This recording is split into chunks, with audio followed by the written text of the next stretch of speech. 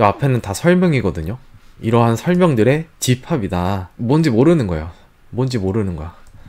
근데 제가 요거를 딱 다 읽어보니까 두 가지 정도로 이제 요약이 될 것 같아요. 요약이라고 해야 되나? 중요한 두 가지 요소가 있거든요. 제로 트러스트라는 것은 제가 이해하기로는 요 두 가지를 합한 거예요. 자, 일단은 첫 번째가 중앙 집중적이고 일관된 보안 정책을 수행하는 그 뭔가가 있어요. 이 시스템이 있어요. 중앙 통제적이고 일관된 보안 정책을 수행하는 어떤 시스템이 하나 있다.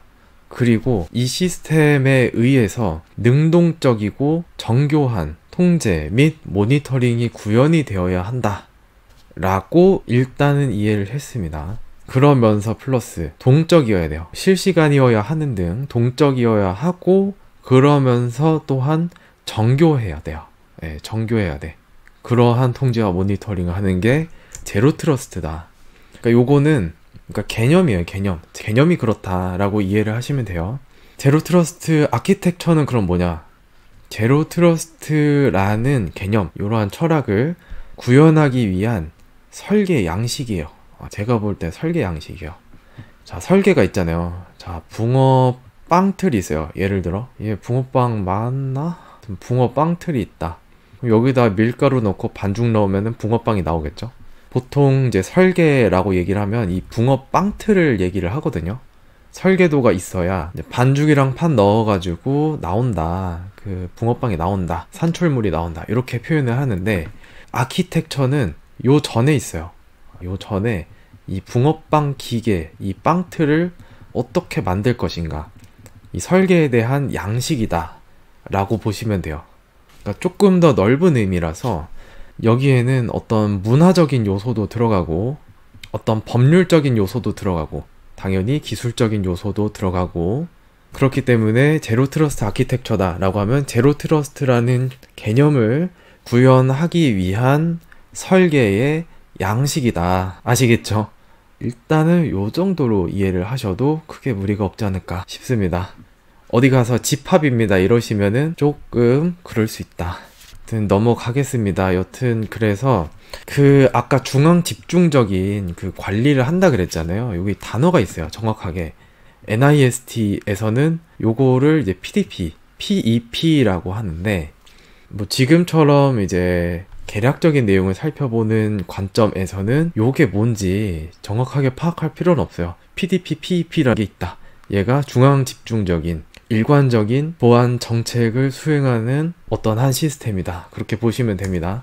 그래서 여기 있는데, 그래서 이제 예전에는 그 경계가 이렇게 있고 내외부로 나눠서 경계를 지키자 요거였다가, 요 경계를 대신하게 된 게 이제 PEP예요. 얘를 거치면 신뢰할 수 있고, 거치지 않은 나머지 영역은 비신뢰 구역이다. 그러니까 이 울타리를 대신을 하는 거죠. PEP가. 그렇게 보시면 됩니다. 여기 나오죠. 정확하게. 일관되고 중앙 집중적인 정책 관리 및 접근 제어, 결정, 실행 조치. 보안 정책의 일관된 수행을 해야 한다. 그런 게 필요하다. 자, 다음 쭉쭉 넘어가겠습니다. 자, 아키텍처 접근 방법. 여기서 아키텍처 논리 구성 요소의 배치 모델이다 라고 하는데, 아키텍처를 이제 만약에 요거를 가지고 뭔가 해보려고 그래요.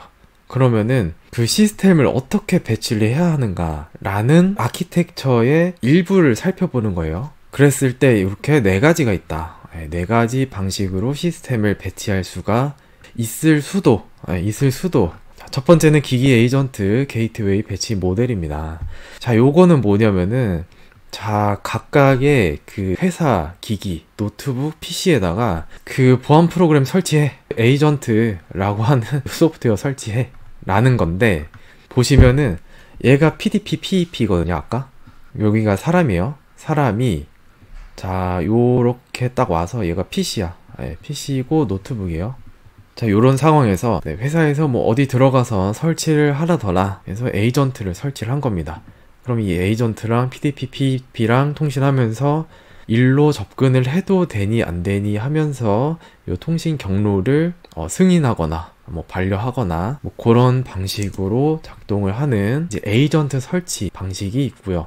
자, 두 번째는 리소스 그룹 배치 모델인데, 자, 그림을 보시면 이전과 달라진 게, 자, 이전에는 리소스당 게이트웨이가 하나씩 있었어요. 근데 새로운 이 리소스 그룹 배치 모델은 여러 리소스의 게이트웨이를 돌려가면서 쓴다. 그러니까 집에 들어가면은 현관문 안에 방 하나, 뭐 원룸짜리 집이 아니고 현관문 안에 뭐 안방도 있고 화장실도 있고 작은 방도 있고 뭐 시스템으로 치면은 DB도 있고 소프트웨어도 있고 거기서 돌아가는 프로그램도 있고 뭐 그런 느낌이라고 보시면 돼요. 에이전트 설치를 해야 된다는 점은 여튼 똑같습니다. 자, 그 다음에 리소스 포탈 배치 모델이다. 얘는 뭐냐면은 생각해보니까 게이트웨이가 그 역할을 하면 되지 않을까? 에이전트 역할을 하면 되지 않을까? 라고 해서 에이전트를 설치하지 않은 그런 방식이라고 보시면 되는데, 그 이제 기기에 에이전트가 없다 보니까 요 시스템, 요 PC나 노트북에 뭔가 지속적인 모니터링 이런 게 불가능하다라고 모습을 받고 있죠. 뭐 아무래도 그렇겠죠. 네트워크상에 흘러다니는 이제 패킷만 조사하는 것과 시스템에서 정보를 긁어다가 PDP, PEP가 판단하게 하는 것과 차이가 있겠죠. 그 다음 마지막은 샌드박스 배치 모델인데, 얘는 이제 가상 머신, 컨테이너 뭐 이런 거를 이용을 한 거예요. 그러니까 회사 PC에다가 샌드박스라고 하는 가상의 컴퓨터, 가상 머신을 이렇게 만들어 둔 다음에 그 내에서만 필요한 업무를 봐라 뭐 라는 내용입니다. 그 다음에 이제 신뢰도 평가 알고리즘 뭐 이런 게 있어요. 그러니까 얘가 왜 필요하냐면 동적인 관리라는 측면에서 필요하거든요. 그러니까 기존에는 요런 거를 할 필요가 없었어요. 패스냐 뭐 페일이냐 그것만 이제 신경을 썼다고 한다면, 신뢰도라는 건 벌써 이제 0점부터 100점까지 있다는 거거든요. 실시간으로 평가를 해서 만약에 얘가 70점, 신뢰도가 70점 밑으로 만약에 내려왔다. 그러면은 뭐 내부망 접근 차단, 그 다음에 70점 위로 평소와 같다. 네트워크 접속 허용, 뭐 이런 식으로 관리를 하기 위한, 실시간 관리를 하기 위한 그러한 알고리즘에 대한 내용입니다. 그래서 뭐 여러 가지 뭐 평가 요소 등이 있는데, 평가를 어떻게 할 거냐?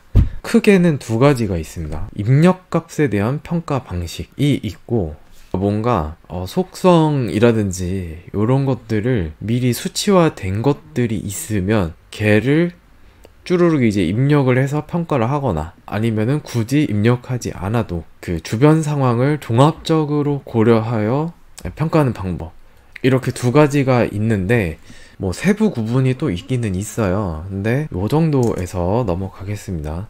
근데 여기서 벌써 우려하는 내용이 나와요.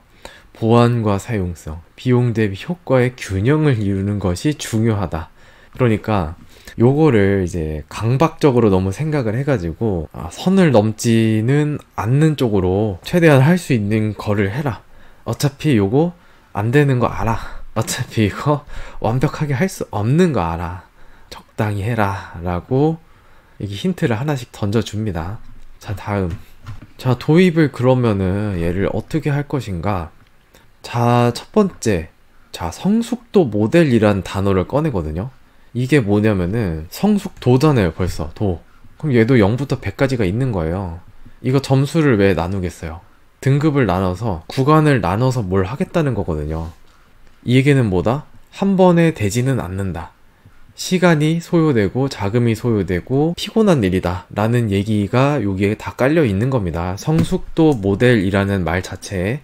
그래서 일단 제로 트러스트를 하겠다 라고 하면 수준을 일단은 평가를 해야 된다. 근데 해야 된다도 아니야. 도움을 줄 수도. 그리고서는 자, 미국은 말이에요, 이렇게 해가지고 뭐 하고 있을 거야. 근데 우리는 말이야 조금만 기다려봐. 국내 환경을 위한 뭐다? 표준이 없다. 적합한 표준이 없다는 얘기죠. 그리고 여기 이제 제한한다 라고 되어 있어서 그 말이 맞습니다. 그리고 실제로 그 도입을 위한 요 평가를 하기 위해서 핵심 요소를 먼저 이제 정의를 했는데, 해외 사례는 뭐냐, 미국이 뭐 한다고 해서 제가 알아봤는데요. 보니까 지금 춘추 전국시대다 이 말이에요. 어떤 데는 7개, 어떤 데 6개, 어떤 데는 5개, 어떤 데는 5, 3개로 이걸 또 나눠놨네? 지금 완전 춘추 전국시대고 표준이랄 게 없다. 그래 가지고 그래도 이제 문서를 쓰고 또 한국형 K 모시기 해가지고 우리는 말이에요. 국내 환경에 적합한 우리는 뭐냐 하면서 몇 가지를 설정을 했어요. 여기 이제 전반적인 내용을 한두 문장 정도로 여기 요약을 해놨거든요. 뭐냐면은 기업망에서 가장 중요한 보호 대상은 데이터로 볼 수 있는데 식별자로 구분되는 사용자는 기기를 이용하여 네트워크에 접속하여 어플리케이션, 응용 및 워크로드라고 여기서는 표현을 하더라고요. 여튼 업무를 보는데 그때 필요한 데이터들에 접근을 하게 된다. 그러면서 요 각각의 요소에 대해서 필요한 보안 기능이 요구가 됩니다. 라는 내용으로 하고 싶은 요 핵심 요소들을 이쁘게 꺼내놨더라고요. 자, 그래서 핵심 요소 다시 한번 세부 설명을 합니다. 신원, 계정이라고 보시면 돼요. 큰 개념으로 계정이다. 그 다음에 장비, PC, 노트북 등 이제 기기, 그 다음에 네트워크, 그 다음에 기업의 시스템, 그 다음에 애플리케이션, 워크로드, 그 다음에 접근하는 데이터 하면서 끝인 줄 알았는데 또 얘기가 있어요. 가시성 및 분석, 중요하니까 얘기를 하고 싶었나봐요. 제가 아까 말씀드린 요건데 제로 트러스트가 요 두 개를 합친 개념이다 말씀을 드렸는데, 요렇게 그러니까 통제를 하면서 모니터링이 같이 들어가야 된다고 계속 언급을 하거든요, 여기서. 그래서 그 모니터링 하려면 뭐야? 눈에 보여야 하죠. 그래서 가시성을 한 번 더 강조를 하고 자동화 및 통합, 정교하고 동적인 관리, 동적이고 정교한 통제, 요거를 위해서 이제 자동화 및 통합. 그러니까 요거는 강조예요, 강조. 제가 요소 중에 하나로 넣었다기보다는 강조하려고 썼는데 여기다가 우연히 같이 들어가진 것 같아. 그냥 문맥상 그냥 그렇게 느껴지더라고요. 그 다음에 이제 성숙도 모델이 들어갑니다. 요소들을 이제 어느 정도 얘기를 했으면 그 다음에 성숙도 모델에 대한 얘기가 나오는데 역시 뭐다? 춘추 전국시대다. 어떤 데는 RGB,